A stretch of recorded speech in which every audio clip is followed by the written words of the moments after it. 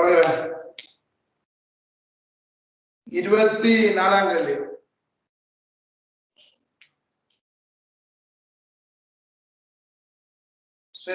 என்னவா மாற ஆரம்புகளுடன் நேர்பாதை ஒன்றில் அசையும் வண்டி ஒன்று 15 மீட்டர் தூரத்தில் உள்ள இரு புள்ளிகளுக்கு இடைப்பட்ட தூரத்தை 5 செகண்டில் கடக்கிறது.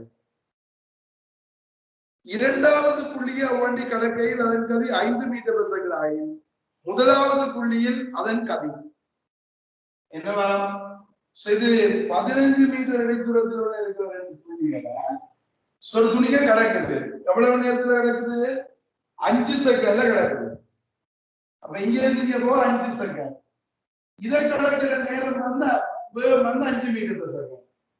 இதை கிடக்கிற வேகம் என்னன்றத கேள்வி. அப்படிதானே? இப்ப நான் இதுக்கான பண்ணிக்கு பாருங்க. 15 மீட்டர் 5 செகண்ட்ல கிடக்கிறாருன்னா சராசரி வேகம் என்ன? 15/5. அப்ப சராசரி வேகம் 3 மீட்டர் per second. சராசரி வேகத்தை எப்படி காணலாம்? ஆரம்பத்தையும் இறுதியையும் கூட்டி 2ஆல் பிரிச்சா சராசரி வேகம். அப்ப சராசரி வேகம் 3 ஆரம்பத்தையும் இறுதியையும் கூட்டி 2ஆல் பிரிச்சு 3 வரணும். அப்ப ஆரம்பத்தையும் இறுதியையும் கூட்டி என்ன வரணும்? 6 வந்தால் தான் 2ஆல் பிரிச்சு 3. அப்ப ஜூண்ட வருவது என்ன? 1 மீட்டர் per second. நேரடியா போலாம் தானே? அப்ப முதலாவது புள்ளியை கணக்கிக்க போகலாம் 1 மீட்டர் per second. இரண்டாவது அப்படி இல்லைன்னா இந்த u plus 5/2 is equal 3. அதுல இருந்து u is equal 1 எடுத்துக்கொள்ளுங்க. ஓகேயா? ரைட். 25ஆம் கேள்வி பாருங்க.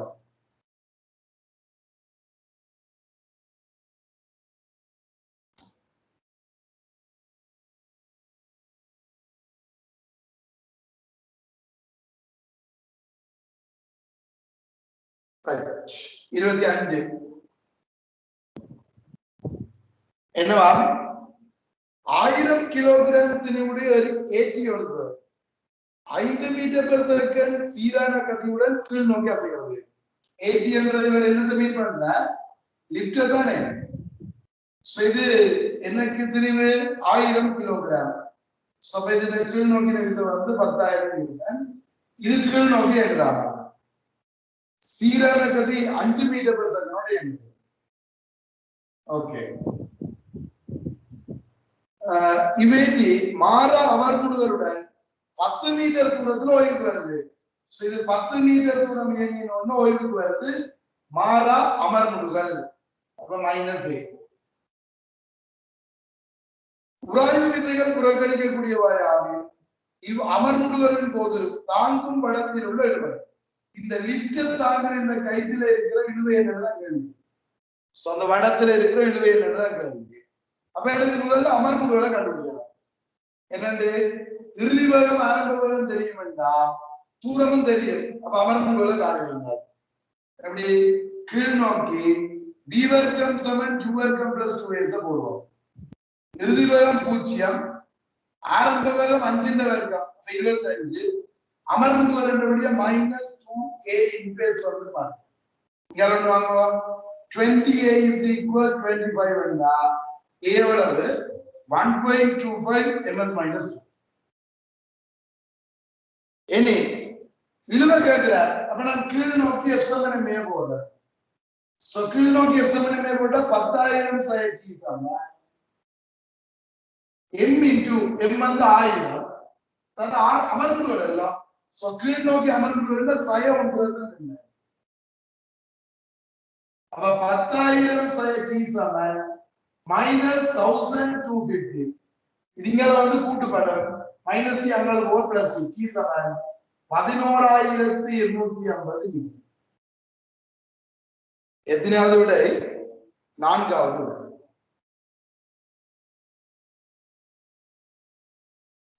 Okay right. இது 25ஆம் கேள்வி. அடுத்த பாருங்க 26ஆம் கேள்வி.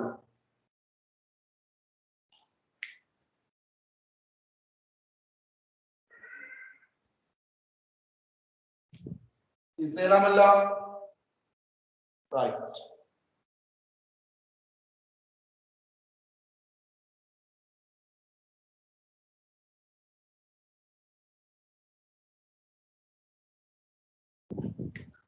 இப்ப 26ஆம் கேள்வி பாருங்க.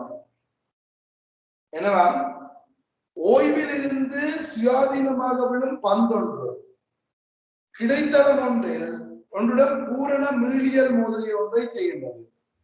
இம்மோதுகையின் பின்னர் இப்பந்து தற்காலிகமாக ஓய்வுக்கு வரும் வரையிலான வேக நேர வரைவை பின்வருவனவற்றில் எது திறம்பட காட்டுகிறது. இப்ப பூரண மீளியல் மோதுகைக்கு மோதுகை அடையலாமா? இப்ப மேலே இருந்து விழுகிறது, ஓய்வுல இருந்து விழுகிறது. இது கீழே விழுந்தது நிலத்தை வந்து அடிக்க பி வேகம்னா திரும்பி போற வேகமும் பியா இருக்கு. அப்பதான் பூரண மீள்தன்மை மோதுகை. இயக்க சக்தி இழப்பில்லைன்னா பூரண மீள்தன்மை மோதுகை. அப்ப திரும்பி பழையபடி அதே உயரத்துக்கு போய் சேர்ந்தார். அதான் இதுல உள்ளது. அப்ப இதுக்குரிய வேக நேர வரைவு கேட்கிறார். நீங்க வேக நேர வரைவு கேட்குன்னா என்னன்னு வரைவு? இப்ப ஆரம்பத்துல கீழ் நோக்கி வரைக்கும் வேகம் கூடிக்கொண்டு வருது. ஜீரோவில இருந்து வேகம் கூடிக்கொண்டு வருதா? அப்ப நாங்கள் இப்படி ஜீரோவில இருந்து வேகம் கூடிக்கொண்டு வருது. இப்ப வி என்ற வேகத்தை அடைஞ்சிருது. திரும்பி போயிட்டு இப்ப எதிர்த்தி சார் மேல் நோக்கி போதில் எதிர்த்தி சார். அப்ப அதே வேகம் மைனஸ் ல வருது.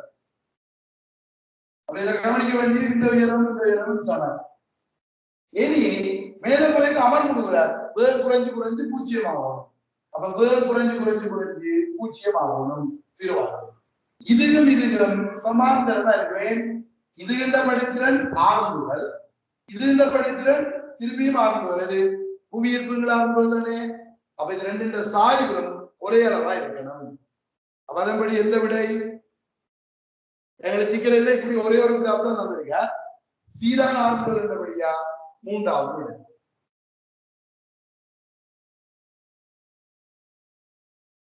Okay, right.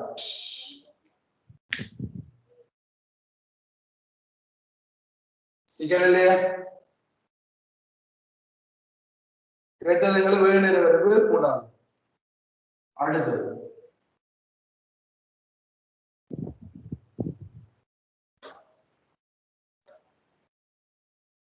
27வது. 27ஆம் கேள்வி இப்படி படம் தந்திருக்கார். என்னது?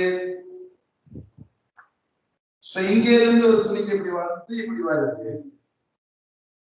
இதே மாதிரி ஒரு கேள்வி 82ல இருந்தது இல்லையா? இங்க இது வேற மாதிரி. இது 4 மீட்டர். அந்த உயரம் உள்ளது 1 மீட்டரா? இதை பார்த்து வரணும். இந்த புள்ளியில ஏயில ஒரு துணிக்கு இருக்கு பி. படத்தில் காட்டப்பட்டுள்ள தடத்தில் அதி உயர் புள்ளி ஏயில் 2 கிலோகிராம் தெளிவொன்று ஓய்வில் இருந்து சுழற்சி அடையாது சறுக்க ஆரம்பிக்கிறது. 2 கிலோகிராம் தெளிவு வளர்க்க ஆரம்பிக்கிறது.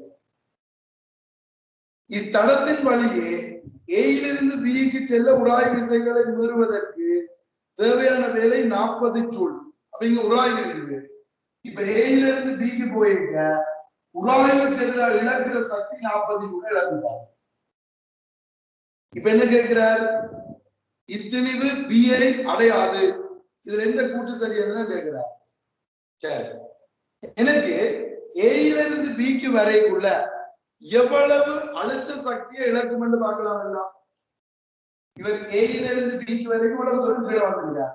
அப்ப இழக்கக்கூடிய அழுத்த சக்தி என்ன?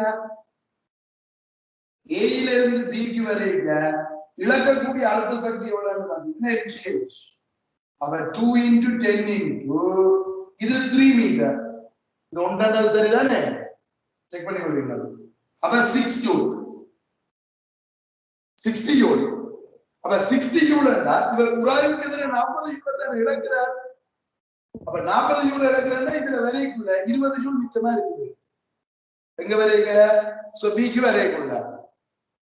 அப்ப 20 ஜூல் இருக்குது என்றாலும் இப்ப இதை கவனமா பார்க்கணும்.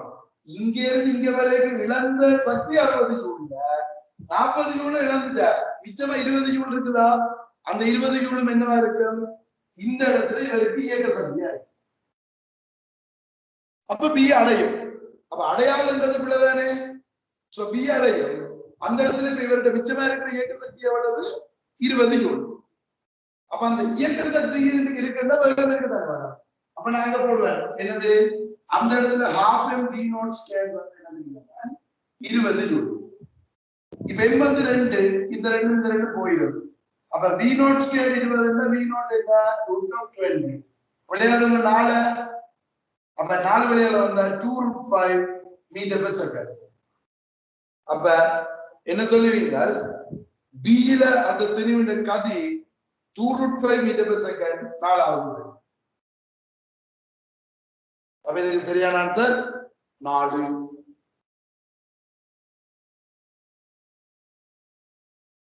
Okay right. இப்ப 28ஆம் கேள்வி பாருங்க. இந்த கான்செப்ட் தெரியல இல்ல, நீங்க ஒரேடியா போடலாம். இங்கே நீங்க வரைக்கும் இழந்த அழுத்த சக்தி சமன் உராய்வு விசைக்கு எதிராக செய்த வேலை பிளஸ் இயக்க சக்தி என்று போட்டு நேரடியா காணிக்கலாம். நான் இதை கண்டனா இது தச்சேல 30 ஜூல் வந்துட்டேன்டா அது வராதுன்னு வந்துடும். அப்ப எனக்கு இந்த கால்குலேஷன் தேவையில்லை, இதோட முடிஞ்சிருந்தேன் அதை செய்யுது.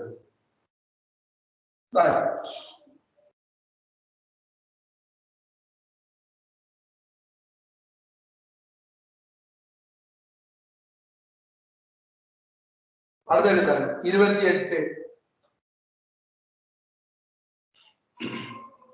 என்னவா, எளிய ஊசல் ஒன்று ஒரு முனை நிலையான புள்ளி ஒன்றுக்கும் மறுமுனை 1 கிலோகிராம் திணிவுடைய உருக்கு பந்தொன்றுக்கும் பொருத்தப்பட்டுள்ள பாரமற்ற இழை ஒன்றை கொண்டுள்ளது. இவ்வூசலின் தொங்கும் புள்ளியிலிருந்து பந்தின் மையம் வரையிலான நீளம் 0.8 மீட்டர். இவ்வூசல் கிடையாக தொய்வில்லாது பிடிக்கப்பட்டிருக்கும் போது பந்து பிடிக்கப்படுகிறது. இப்ப பந்தை இப்படி பிடிச்சிருந்து விட போற இது 0.8 மீட்டர் நீளம், அதுல திணிவு 1 கிலோகிராம். இது இப்படி பிடிச்சு போட்டு வர்ற நிலைக்குதான் வரணும்.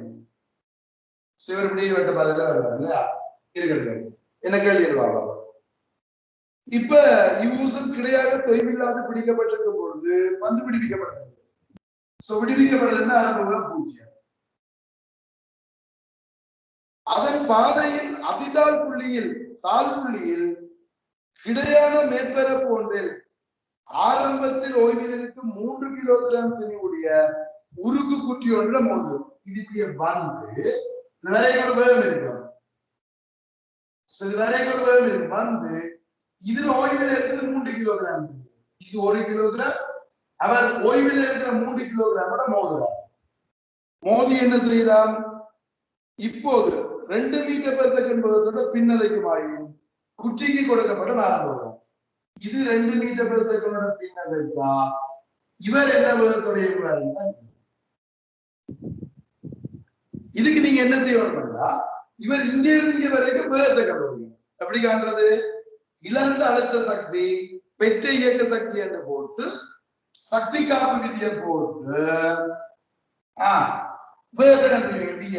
எப்படி இழந்த அழுத்த சக்தி mgh பெற்ற இயக்க சக்தி r/v², m போயிடும்.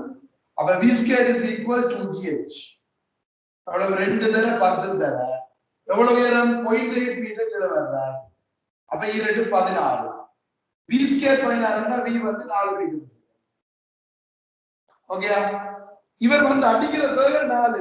இனி இதுக்கு பிறகுதான் உந்த காப்பு விதியை போட்டு இதுல விய கண்டுபிடிப்பீங்க.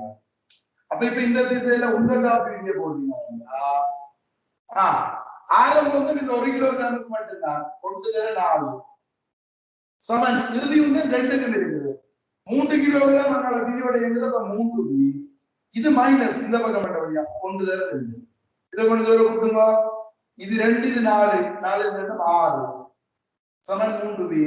அப்ப v சமன் 2 metre per second. v nought வந்து அவர் போற வேகம் அந்த 3 கிலோகிராம் இயங்குற வேகம் 2 மீட்டர் பெர் செகண்ட். எத்தனாவது விடை?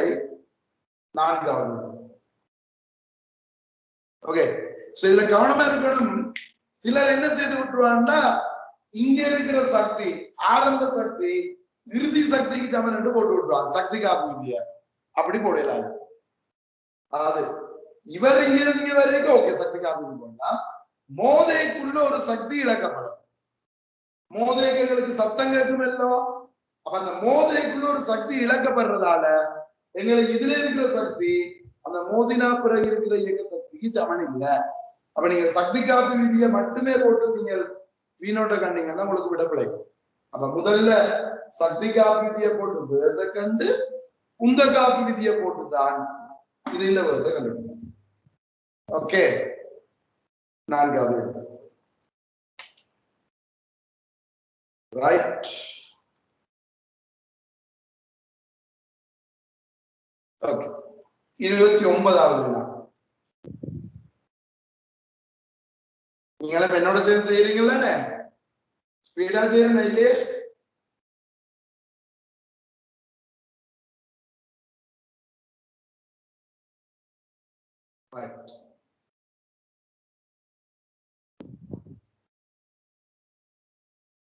இப்ப 29ஆம் கேள்வி பாருங்க.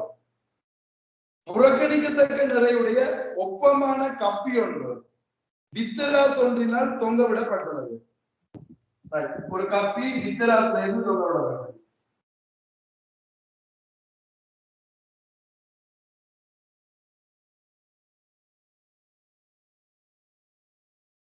ஓகே,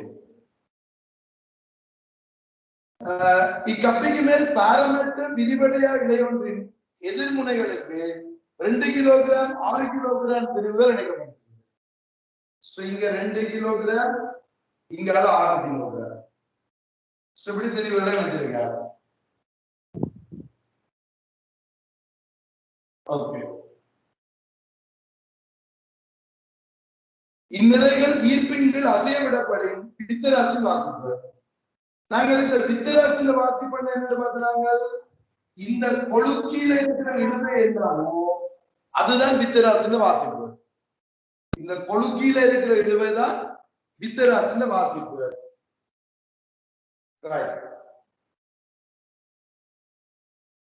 இப்ப இங்க இது லேசான கப்பி என்றா, இது லேசான கப்பி என்றா இங்க ஒரு இழுவை இருக்குமல்லோ, இது டீ இது டீ இங்க டீ ஒரே இழுவை எல்லாரும்.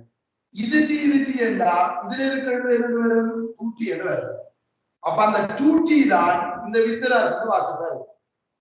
இந்த கொழுக்கில இருக்கிற டூட்டி அதுதான் வித்தராசில வாசிப்பு. அப்ப நான் இதுல டீயை கண்டுபிடிக்கணும். எப்படி? இதுல 60 நியூட்டன் இதை பிடிச்சு கீழே இருக்குது, 20 நியூட்டன் இதை பிடிச்சு கீழே இருக்குது. அப்ப இது கீழ் நோக்கி ஆரம்பிக்க போறார், இவர் மேல் நோக்கி ஆரம்பிக்க போறார். அப்ப இதுல ஆரம்பங்களை கண்டுபிடிக்கலாம் இல்ல? இரண்டு விளையுள் விசைகள் மொத்த தெளிவு இதுக்கு ஒரே ஆரம்பம்னா போடுவீங்கள். விளையுள் விசை 60 பிடிச்சு இழுக்குது, 20 தடுக்குது. அப்ப விளையுள் விசை என்ன? 40. அசைகிற மொத்த தெளிவு என்ன? 6 2 8. அப்ப விளையுள் விசைகள் மொத்த தெளிவு அப்ப 5 ms-2. இனி இதுக்கு 2 கிலோகிராமுக்கு மேல் நோக்கி எப்சமனை போட்டு விட்டீங்கன்னா அவருடைய இழுவை வரும். இப்ப 2 கிலோகிராமுக்கு மேல் நோக்கி எப்சமனை போடுமா? அங்க மேல தொழிற்படுற விசை டி, கீழே தொழிற்படுற விசை 20. அப்ப டி 20 சமன் M2 6 5. அப்ப இது 10. இதாங்க எழுதுவோமோ? டி சமன் 30 நியூட்டன். அடே டி 30 தராசின் வாசிப்பு என்ன? 60 நியூட்டன். 2t தான் வாசிப்பு. ஆகவே வாசிப்பு 60 நியூட்டன். எத்தனாவது விடை? ரைட். அப்ப 4வது 60 நியூட்டன்ன்றது 6 கிலோகிராம்.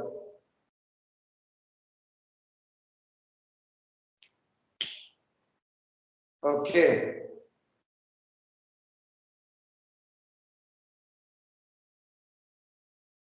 ரைட்.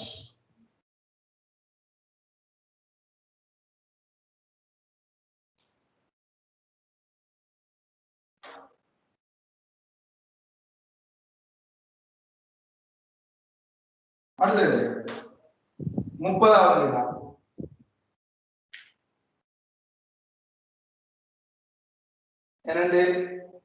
ABCD ஆகிய படங்களில் காட்டப்பட்டுள்ளவாறு PQRS ஆகிய பருமன்களுடைய விசைகள் சதுர அடர் ஒன்றில் தாக்குகின்றன. இப்படி ஒரு படம் தந்துருங்க. முதலாவது படத்துல இதுல P, இதுல Q, இதுல R, இதுல S. PQRS 4 விசை. இது A என்ற படத்துல. B என்றது எப்படி தந்திருக்க? இங்க P, இங்க Q, இந்த மூலைவிட்டத்தின் வழி R, இந்த மூலைவிட்டத்தின் வழி S. C என்றது இப்படி தந்திருக்க. என்னண்டு இதுல P தந்திருக்க, இங்க Q தந்திருக்க,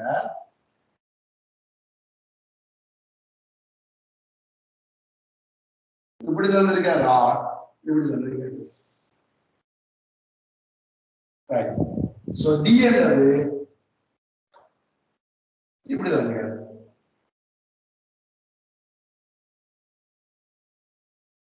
இதுல P, இதுல Q,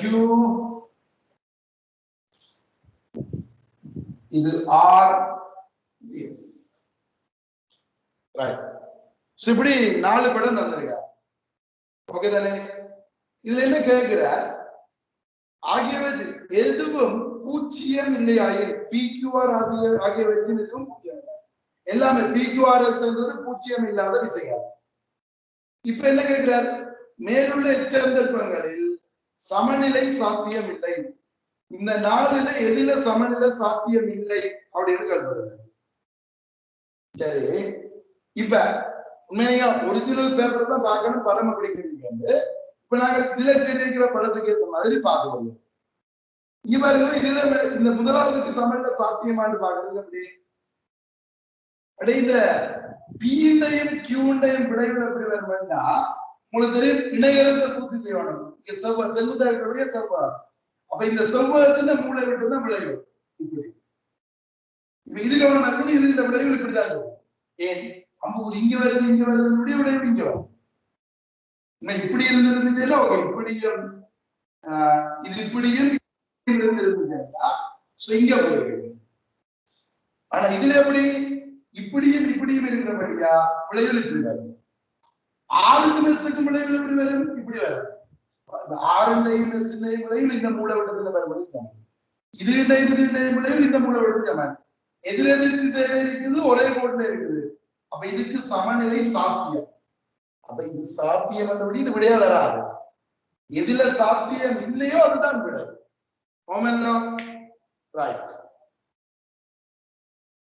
இப்ப அடுத்த படத்தை பாருங்க.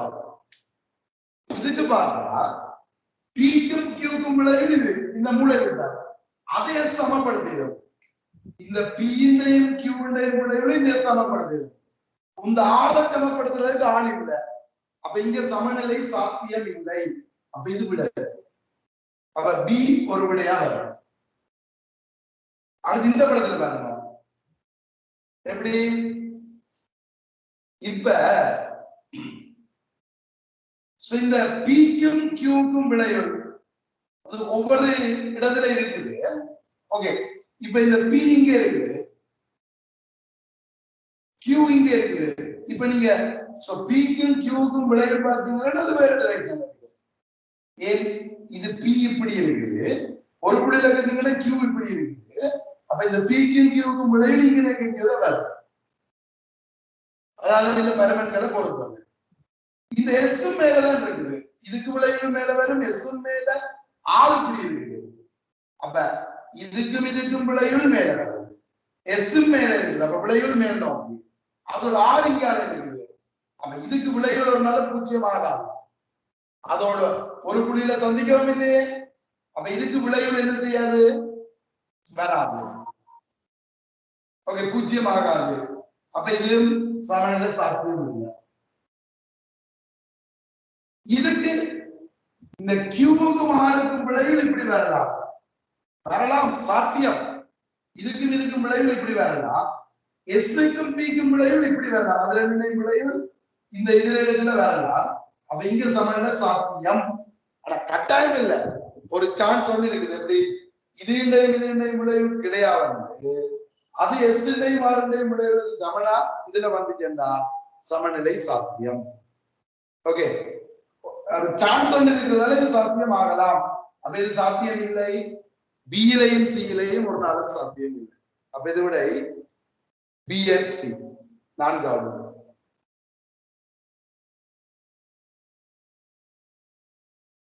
Okay right. அடுத்தது 31வது வினா.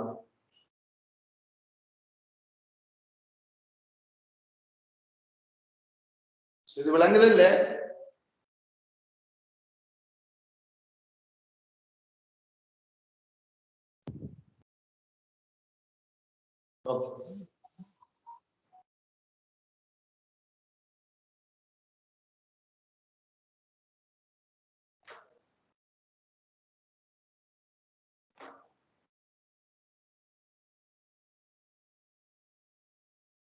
முப்பத்தி ஒண்ணு பாருங்க. ஒரே பருமனுடைய ஆனால் ஒன்று மற்றதை விட பாரமானதுமான இரு பிங்பாங் பந்துகள் தரைக்கு மேல் எச்சுயரத்தில் உள்ள ஒரு புள்ளியில் இருந்து ஒருங்கமே விடப்படுகின்றன. பிசுக்கு விசைகளை புறக்கணித்து என்ன இது வழியால வர்ற தடை விசை. அது நாங்கள் 10வது யூனிட்ல படிப்போம். பிசுக்குமை விசை என்று சொல்லி வழியால ஒரு உராய்வு விசை வர அந்த உராய்வு விசையை நாங்கள் புறக்கணிக்கலாமா? அது இல்லை. பிசுக்கு விசைகளை புறக்கணித்து பின்வரும் வரைவுகளில் எது பந்துகளினது பெயர்ச்சி நேர வளைகள் இடப்பெயர்ச்சி நேர வளைகளை திறம்பட வகை குறிக்கின்றன. புள்ளி ஏயிலிருந்து பெயர்ச்சி அளக்கப்படுகின்றது. பாரமானதும் பாரம் குறைந்ததுமான பந்துகளுக்கான வளைகள் முறையே எச்சும் கேபிட்டல் எச்சும் எல்லும் ஆகும். ஹெவி லைட் அதான் எச்சும் எல்லும் குறிக்கின்றன. ஓகே, இப்ப முதல் இந்த கன்செப்ட் முதல் மேலே இருந்து ஒரு பந்து கீழே விழுது. மேலே இருந்து பந்து கீழே விளையக்குள்ள ஆரம்பிடுது. அப்ப ஆரம்புகளோட இயற்கைக்குள்ள இவருடைய இடப்பெயர்ச்சி நேரம் இங்க என்ன இடப்பெயர்ச்சி நடக்குதா? மேலே இருந்து இடப்பெயர்ச்சி கூடிக்கொண்டு வர ஆரம்புதல்லோ ஆரம்புகளோட இயற்கைக்குள்ள இடப்பெயர்ச்சி நேர வரைவு எப்படி வரும்? இடப்பெயர்ச்சி கூடுது. அப்ப உங்களுக்கு தெரியும் மேலே இருந்து கீழே வரைக்கும் வேகம் கூடுது. அப்ப முதலாவது செகண்டுக்கு இவ்வளவு கூடினா அடுத்த செகண்டுக்கு இடப்பெயர்ச்சி கூடவா கூடும். வேகம் ஒரே அளவு தான் கூடும். ஆனா இடப்பெயர்ச்சி வேகம் கூடுறதால இடப்பெயர்ச்சி கூடும். அப்ப தொடர்ச்சியாக கூட இப்படி அதிகரிக்கிற வளைவு. அப்ப ஆரம்புகளோட வரைக்குள்ள அதிகரிக்கிற வளைவு வந்துடும். ஓகே தானே? சோ ரெண்டு பந்து விளையக்குள்ளே. இப்ப பொதுவா நாங்கள் மெக்கானிக்ஸ்ல ஆரம்பத்துல படிக்கக்குள்ள திணிவு சம்பந்தம் இல்லை. ஒரே ஆரம்புகளோட தான் விழும். ஆகவே நாங்கள் ரெண்டு துணிக்கைக்குமே இடப்பெயர்ச்சி நேர வரைவு நாங்கள் அதாவது மெக்கானிக்ஸ்ல நாங்கள் முன்னுக்கு செய்யக்குள்ள அப்படிதான் கேறுனாங்க. எப்படி கேறுனாங்க? அது எந்த திணிவா இருந்தாலும் ஒரே ஆரம்புகள் தான். அப்ப இடப்பெயர்ச்சி நேர வரைவு இதுதான். அது திணிவு கூடின என்ன குறைஞ்ச என்ன இடப்பெயர்ச்சி நேர வரைவு இப்படிதான் வரும் அப்படின்னு பார்த்தாங்க. அங்க வழியால் ஏற்படுற விளைவுகளை நாங்கள் புறக்கணிக்கிறோம். ஆனா இந்த கேள்வியில ஒரு சின்ன சிக்கல் என்ன? ரெண்டுக்குமே இப்படி ஒரு கிராஃப் தந்து இல்லை. எச்சுக்கு மேலுக்கு ஒரு கிராஃப் தந்து இல்லையே. அப்ப இங்க வேற ஏதோ கிடைச்சத பண்ற என்னதை கருதுறாருன்னா வழியால வர்ற மேலுதைப்ப உராய்வு விஷயத்தான் புறக்கணிக்கின்றன. அப்ப வழியாளர் மேலுதைப்பு வரும் எல்லாம் அந்த மேலுதைப்ப கருதி இருக்க அப்படின்னு கருது. அதனால வேற வேற. அப்ப இப்ப சொல்லுங்க ஆரம்புகள் நேர வரைக்கும் ஆரம்புகளுக்கு பார்க்கக்குள்ள என்ன நடக்க போகுது? இப்ப இது எம்ஜி இருக்கு, ஆருக்கு 600 கூட.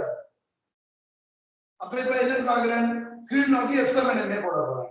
சோ நான் கீழ் நோக்கி F7MA போட்டேன்னா mg minus u is equal m into a. இப்ப எம்மால பெற்றுடுங்க a சம இதை எம்மால பெற்ற g minus u over m. அப்ப ரெண்டும் ஒரே கனால வெல்லும், ஒரே கனால வந்தபடியா b rho g மேலுக்கு சமம். ரெண்டு பொருளுக்குமே மேலுக்கு சமம். g யும் ரெண்டுக்கு சமம். புவியீர்ப்பு பரப்புகள் சமம். அப்ப இந்த u over m இருக்குல்ல, திணிவு கூடினவனுக்கு இந்த பரிமதி குறைவு, கழிவற கணியம் குறைஞ்ச 600 கூடும். அப்ப திணிவு கூடினவருக்கு 600 கூட. அப்ப 600 கூட டக்குன்னு வந்து சேர்ந்துருவார் இல்லையா? 600 குறைஞ்சவர் லேட்டா வந்து சேர்ந்தார். அப்ப ரெண்டுமே ஒரே இடப்பெயர்ச்சிக்கு தான் வந்து சேர போகுது, தலைக்கு தானே வந்து சேர போகுது. ஒரே இடப்பெயர்ச்சிக்கு தான் வந்து சேர போறார். ஒன்று முதல்ல வந்து சேரும், இன்னொன்று பிறகு வந்து சேரும். அப்ப ஹெவியானது முதல்ல வந்து சேரும், லைட் ஆனது லேட்டா வந்து சேரும். ஏன்? அந்த 600 எதுக்கு 600 கூடவோ அது முதல்ல வந்து டைம் குறைவு, மற்றவர்கள் டைம் கூட. அவ்வளவுதான் விஷயம். அப்ப இங்க அந்த மேலுதற்ப கருதுறா. ஓகேயா? சோ விளங்கிச்சாடா? அப்ப இனிமேலேக்கு உங்களுக்கு ஒரு பாயிண்ட் ஞாபகத்துக்கு வரணும். வழித்தடை விசையண்டேக்குள்ள அந்த ரெண்ட பாக்குறாங்க. தடை விசைன்றது அந்த பிசுக்குமை விசை 10வது பாக்குறது. அதை விட மேலுதற்பெண்ட ஒன்று வழியால இருக்கும். நாங்க வழியால வர்ற மேலுதற்ப புறக்கணிக்கிற நாங்கள் எல்லாம், ஆனா அதையும் கருதுவோம். இந்த இடத்துல கருதுகிறோம். ஓகேயா?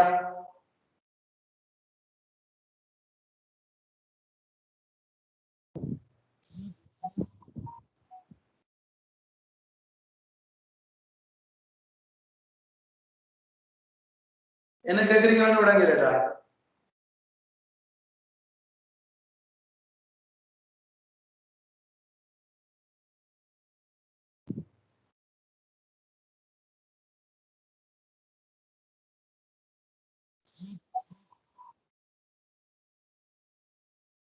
இது ரெண்டு மட்டும் தான். சோ இந்த இடத்துல இந்த ரெண்டு மட்டும் தான் விசை, ரெண்டு மட்டும் தான். பிசுக்குமை விசை உங்களுக்கு வராது. அவர் பிசுக்குமை விசையை கருத வேண்டாம்னு சொல்லிட்டார். அப்ப அந்த உராய் விசை இல்ல, இந்த ரெண்டு விசை மட்டும்தான் இருக்கு.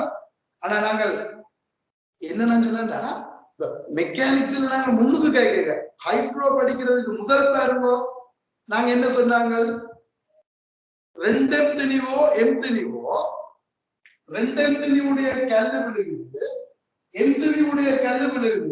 இதுக்கும் 600 g தான், இதுக்கும் 600 g தான் என்று எழுதுறாங்க. ஏன் அப்படி எடுத்துனாங்க? அங்க புவி மேலுதற்ப நாங்க புறக்கணிக்கிறாங்க. வழியின் நடத்தி சின்னம் தானே. அப்ப அந்த வழியால வர்ற மேலுதற்ப நாங்கள் புறக்கணிக்கிறாங்க. பொதுவா அப்படித்தான் இப்பவுமே வழியில வர்ற மேலுதற்ப நாங்க புறக்கணிச்சுதான் செய்வாங்க. ஆனா இந்த இடத்துல அவர் ரெண்டுக்கும் ஒரே விட தரையில என்றபடியா தான் நான் இங்க மேலுதற்ப எடுக்க வேண்டி வந்தது. அதனால வித்தியாசப்படுது அப்படின்னு எடுக்கணும். அப்ப அந்த விடைய வச்சு கொண்டுதான் நான் இதை மேலுதற்ப எடுக்கிறதா இல்லையா அப்படின்றத நான் டிசைட் பண்ணுவேன். விளங்குதில்ல?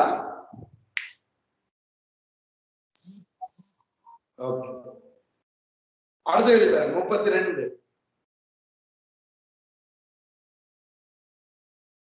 இது 31.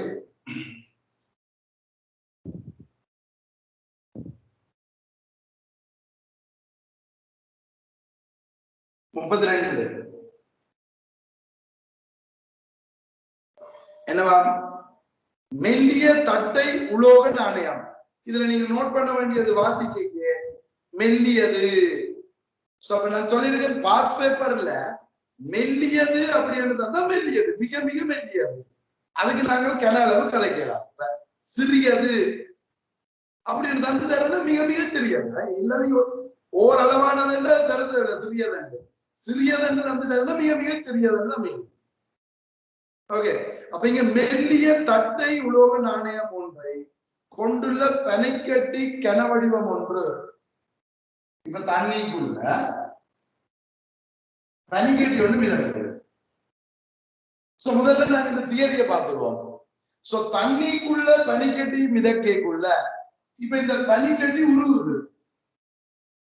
சோ தண்ணிக்குள்ள பனிக்கட்டி உருகினால் இந்த தண்ணி மட்டம் என்ன செய்யாது, மாறாது. நாங்க படுத்துறாங்க. சோ தண்ணிக்குள்ள பனிக்கட்டி உருகினால் அந்த இந்த தண்ணியின் உயரம் என்ன செய்யாது, மாறாது. உருகி கொண்டிருக்க மாறாது. ஆனா இப்ப இது ஐஸ். இப்ப இதுக்குள்ள வேற ஒரு திரவத்துக்குள்ள உருகுது. இப்ப இந்த திரவம் நீரின் அடர்த்தியை விட குறைவா இருந்தால், இந்த திரவம் நீரின் அடர்த்தியை விட குறைவா இருந்தா பனிக்கட்டி உருகிக்க அந்த தண்ணி மட்டும் கீழறங்கும். தண்ணி மட்டும் கீழறங்கும்.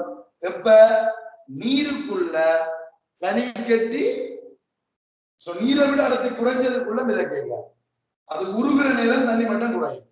அதே மாதிரி நீரை விட அடர்த்தி கூடினதுக்குள்ள பனிக்கட்டி உருகினா தண்ணி மட்டம் கூடும். இது நாங்கள் தியரியில பார்த்திருக்கோம். நீருக்குள்ள பனிக்கட்டி உருகினா மாறாது, நீரை விட அடர்த்தி குறைஞ்சதுக்குள்ள குறையும், நீரை விட அடர்த்தி கூடினதுக்குள்ள கூடும்.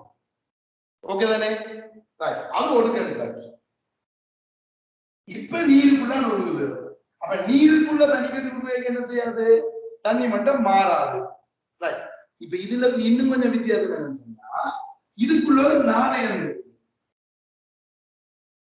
மெல்லிய நாணயம் கொண்டு தண்ணி பனிக்கட்டிக்குள்ள இருக்கு.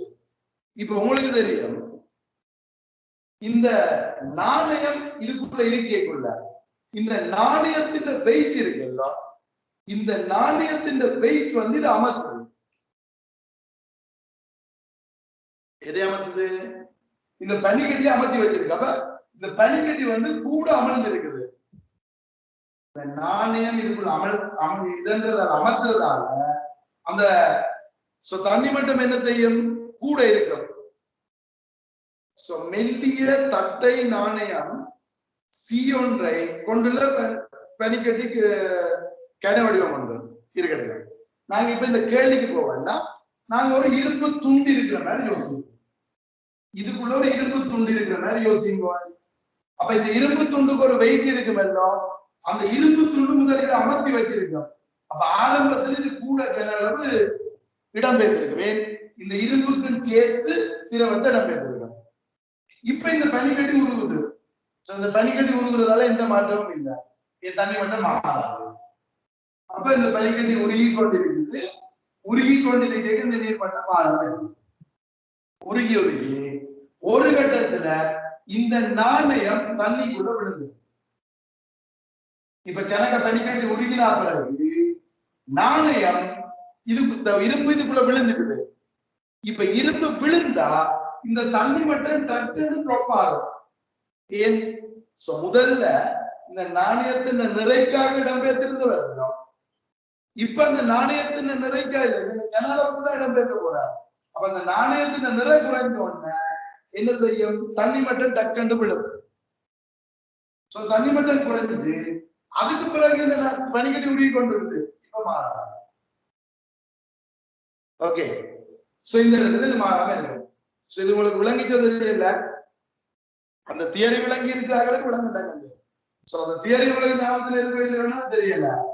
என்ன, ஒரு பனிக்கட்டி இருக்கே இடம்பெயர்க்கிறத விட இதுக்குள்ள ஒரு இரும்பு இருக்கே இடம்பெயர்த்திருக்கிற அளவு கூட. அப்ப அந்த இரும்பு கீழே விழுந்தோன்னு என்ன செய்யும்னா, பனிக்கட்டிக்கு மட்டும்தான் தண்ணி இடம்பெயர்க்கும். அந்த தண்ணி மட்டும் முதல்ல கூட இடம்பெயர்ந்திருந்தது, இப்ப கீழே விழும். விழுந்து பனிக்கட்டி உருகி கொண்டிருக்க மாறாது. நோமலா ஒரு இரும்பு இப்படி இருந்து விழுந்தா இப்படிதான் கிராஃப் வரும். ஓகே தானே? அப்படிதான் வரணும். அப்ப இது ஆன்சரா இருக்கணும். முதலாவது விட ஆன்சரா வந்திருக்கணும். ஆனா இங்க மெல்லியது தந்து தேவையில்லும். மெல்லிய தகடண்டபடியா மெல்லிய தகட்டுக்கு வெயிட் எப்படி சொல்லுவோம்? அதுக்கு கனளவு இல்லையா, இரும்புக்கு கனளவு இல்லை, அதுக்கு வெயிட்டும் இல்லைதானே. அப்ப இதுக்கு மெல்லிய தகட வைக்கிறதால அதுகிட்ட வெயிட் நாங்கள் புறக்கணிக்க போறோம். கனடாவையும் புறக்கணிக்க போறோம், கனடாவை புறக்கணிக்க போனா திணிவும் இல்லை. அப்ப அந்த மெல்லிய நாணயத்தை இருக்க வைக்கிறதால எந்த மாற்றமும் இல்லை, அது பனிக்கட்டி மட்டும் இருக்கிற மாதிரி. அதனால அது நாணயம் இதுக்கே இருந்த விழுந்த இந்த நீரின் கனடாவை என்ன செய்யாது மாறும். அப்ப இங்க இதுக்கு விடை நாங்கள் கொடுக்க போறோம் 4வது விடை. இது என்ன ரீசனால? இந்த வேடியான. அப்ப உங்களுக்கு ரெண்டும் தெரிஞ்சிருக்கோம்னா நெடுகதை கேட்க மாட்டேன் தானே. அப்ப நாணயத்துக்கு வெயிட் ஒன்று இருக்கைக்குள்ள நான் முதல் இருந்த மாதிரி தான் பாருங்க. இது நாணயத்தின் வெயிட்டை நாங்க புறக்கணிக்கிறதால இப்படி வந்துள்ளது. அப்ப 4வது விடை. ஓகேயா?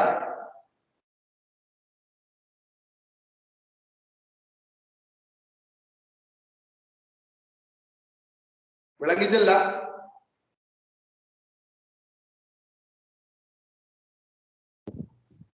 ஓகே.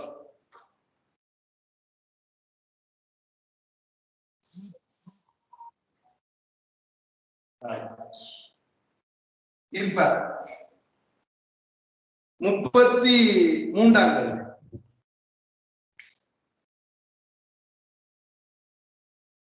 என்னது? எந்திணிவுடைய ஒரு பொருள் பி அழுத்தமான கிடைமேற்பரப்பின் மேல் வைக்கப்படும். இப்ப எந்திணிவுடைய ஒரு பொருள் வந்து ஒப்பமான மேற்பரப்புல வைக்கப்படும்.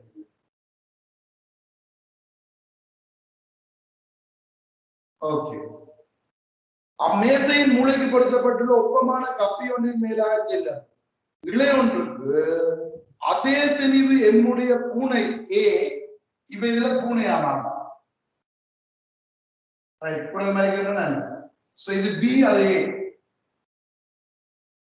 இது இப்ப ஏறுது. ஓகே. பூனை என்ன செய்தாமா? கப்பியை நோக்கி ஆறுமுடுகள் ஜியுடன் அசைகிறது. இது கப்பியை நோக்கி மேல நோக்கி ஏறுது. அப்படி கப்பியை பிடிச்ச என்ன செய்யுது? இழுத்து விட்டு கொண்டு அதை ஏறுற ஜி என்ற ஆறுமுடுகளோடு அசைகிறது. பூனை ஏயின் இயக்கத்தை பற்றிய பின்வரும் கூற்றுக்களுள் எது உண்மையானது? இப்ப இந்த பூனை வந்து மேல் நோக்கி ஏறுது. இப்ப எப்படி ஏறுவார்? இப்ப என்ன நடக்கும் சொன்னா பூனை அப்படி கைத்த பிடிச்சு கீழே விழுவணும், கீழே விட்டுட்டு இவர் மேல ஏறணும். அப்ப இப்ப இந்த பூனையில நிறைய வந்து கீழே விழுக்கும். அப்ப இந்த பூனை இந்த கைத்துல என்ன விஷயம் ஜி என்ற ஆரம்பங்களோட மேல ஏறாருன்னா அந்த பூனையில விளையுள் விசை மேல நோக்கி எம்ஜி இருக்கணும். ஏன்? ஆரம்பங்கள் ஜி என்ற விசை எம்ஜி இருக்கணும். அப்ப மேல இந்த பூனை அந்த கைத்துல 2mg என்ற விசையை கொடுக்கும். பூனை இந்த வெயிட் எவ்வளவு? Capital M. அப்ப 2mg என்ற விசையை கொடுத்து மேல ஏறுவார். அப்ப இது 2mg என்ற விசையை கொடுக்கக்குள்ள இங்க இருக்கும் 2mg என்ற எழுவார். இந்த கைத்துல இருக்கிறது வந்து 2mg இருக்கிறது. இப்ப இவர் என்ன சொல்றார்? பூனை ஏயின் இயக்கம் பற்றிய பின்வரும் கூற்றுகளில் எது உண்மையானது? புவி சார்பாக மாறார்முக ஜியுடன் ஏ மேல் நோக்கி அசையும்.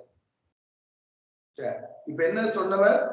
இச்செய்கையின் போது நான் மாறி பார்த்துருக்கேன். பூனை ஆர்முக எதிர்கா இது இல்ல சொல்லாம இருக்கிறீங்க. பூனை ஏறுது. இச்செய்கையின் போது பொருள் பி கப்பியை நோக்கி ஆரம்பத்தோட இயங்குது. இதுதான் ஜியோட இயங்குது. கப்பியை நோக்கி இவர் ஜியோட இயங்குது. என்ன இந்த பேப்பர்ல இருக்க பாத்துருங்க. இந்த பூனை என்ற தெளிவு கேபிட்டல் எம்மா சிம்பிள் எம்மா அது இருக்க பாத்துருங்க. என்னன்னா நானும் பாக்கணும்.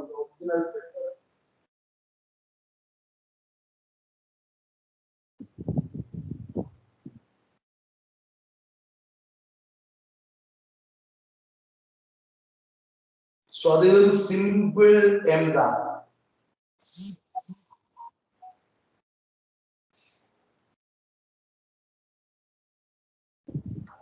ரைட் அதுவும் சிம்பிள் இருந்தாங்க இந்த பூனையில தெரிவு சிம்பிள் ஏன்னா இப்ப எனக்கு ஏன் டவுட் வந்தது இப்ப எனக்கு கேள்வி பாடமா இருக்கு இல்லையே எனக்கு ஏன் டவுட் வந்ததுன்னா அங்கால ஆரம்பல கால்குலேட் பண்ணிக்க திணிவு சம்பந்தப்படையில விடையில பாருங்க ஜி 2G எல்லாம் தந்திருக்காருல்ல அதுல திணிவு சம்பந்தப்படையில அப்ப என்ன வெட்டுப்படணும்னா ரெண்டுக்கும் கிட்டத்தட்ட ஒரே திணிவு மாதிரி இருக்கணும் அப்ப அது சிம்பிள் இப்ப இந்த பூனையில திணிவும் சிம்பிள் இப்ப இங்க இந்த இடத்துல இழுவை என்ன இருக்கும் இது ஜி என்ன எம்ஜி அப்ப இது எம்ஜி இதுக்கு என்ன வரணும் எம்ஜி அப்ப இந்த பூனை இதுல கொடுக்குற விசை என்ன இருக்கணும் எம்ஜி என்ற விசையை கொடுக்கணும் அப்ப பூனை கைத்தில எம்ஜி என்ற விசையை கொடுத்தா கயிறு பூனைக்கு மேல் நோக்கி எம்ஜி என்ற விசையை கொடுக்கும் பூனையில கீழ் நோக்கி எம்ஜி என்ற விசை இருக்கும் ரைட் இப்ப சொல்லுங்க பூனை என்ன செய்யுது பூனையில மேலையும் எம்ஜி கீழையும் எம்ஜி என்றா உலகில் விசை பூச்சியம் அப்ப என்ன செய்யணும் பூனை ஓய்வில் அரும்புகள் பூச்சியம் அதே இடத்துல நிக்கும் ஆனா என்ன செய்யும் கைத்த எடுத்து கீழே விட்டு கொண்டு நிக்கும் சும்மா பிடிச்சிட்டு நின்றா இவர் கீழே வந்துடும் இது முழுக்க மேலே இது கீழே வரணும் ஆனா அதை என்ன செய்யும்டா அப்படி அந்த கைத்தை பிடிச்சி இப்படி எடுத்து கொண்டு நிக்கும் அப்ப இந்த கயிறு கீழே போய் கொண்டிருக்கா இவர் இங்க வந்து கொண்டிருப்பார் பூனை அந்த இடத்துல நிற்பார் மேலையும் போயில கீழையும் வரையில ஓகே நான் கேட்கிறேன் உங்களுக்கு அவர் எடுத்து ரிலீஸ் பண்ணி கொண்டிருப்பார் கைத்த எடுத்து கீழே விட்டு கொண்டு அதை எடுத்துட்டு வாங்கி கொண்டிருப்பார் அப்ப பூனை இல்ல பூமி சார்பான ஆரம்புகள் அல்லது ஆரம்புகள் பூச்சியம்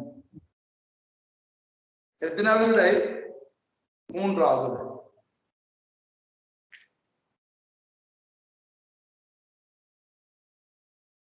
விளங்குதில்ல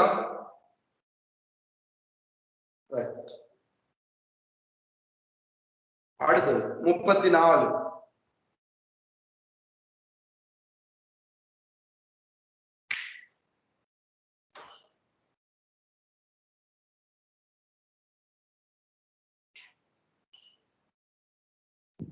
என்னவா ஒரு பொருளின் ஆர்முடுகள் ஏ நேரம் தீயுடனான மாறல் படத்தில் காட்டப்பட்டுள்ளது பின்வரும் வேக நேர வளைகளில் எது அப்பொருளின் இயக்கத்தை திறம்பட வாய்க்கிறது இப்ப இதுல ஆர்முடுகள் நேர வளைவு இப்ப ஆர்முடுகள் இப்படி இருக்குது முதல் இவ்வளவு அதுக்கு பிறகு இவ்வளவு பிறகு எதிர் திசையில இவ்வளவு பிறகு இந்த திசையில இவ்வளவு நினைக்கிற படத்துல பாருங்க இதுவும் கிட்டத்தட்ட சமம் இதுவும் கிட்டத்தட்ட சமம் அப்ப இப்ப இதுக்குரிய ஆறு பேர் நேர வரைவு கேட்கிறார் அப்ப உங்களுக்கு தெரியும் ஆறுமுடுகள் மாறல என்றா வேகம் சீரா கூடும் இது பிளஸ்ல இருக்கு ஆறுமுடுகள் அப்ப வேகம் சீரா கூடும் ஓகே கூடுது பிறகு திருப்பியும் ஆறுமுடுகள் மாறல வேகம் சீரா கூடுது ஆனா படித்திறன் கூட ஏன் இதற்கு ஆறுமுடுகள் கூட படித்திறன் கூட பிறகு இது அமர்முடுகள் இதே அளவன்றபடி இதே படித்திறன் இதே மாதிரி பிறகு திருப்பி இதே சாய்வு அப்ப இது வேணும் வரைவு இது நான் பூஜ்ஜியத்துல இருந்து தொடங்கியிருக்கேன் அவர் கிராம மேல இருந்து தொடங்கியிருக்காரு இப்படி இங்க இருந்து தொடங்கியிருக்காரு அப்ப இது விடை இந்த விடை எத்தனாவது இரண்டாவது விடை